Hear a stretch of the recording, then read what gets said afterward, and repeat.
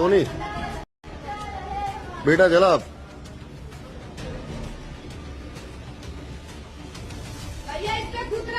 नहीं कोई बात नहीं, अब जला तू यार। ये तो तुझे इतना समझ में नहीं आ रहा है कि हमारे भारत की ये पहचान है और तू उसको जला रही है। तू मुसलमान है क्या? हाँ तो फिर क्यों जला रही है उसको? हाँ क्यों जला? बना लिया मैंने। नहीं मत डर, तू मत डर यार। नहीं तू मत डर, तू जला, मत डर। तुझे यार इतना गुमान में घूम रही है कि तुझे झंडा, भारत का झंडा तुझे एकदम समझ में नहीं आ रहा है? हैं? हैं? ये भारत की शान है, उसको तू जला रही है।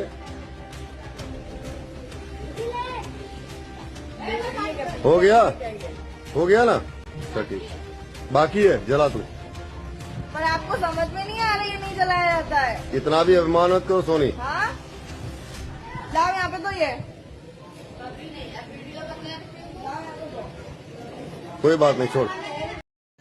तो रुको जरा, सबर करो।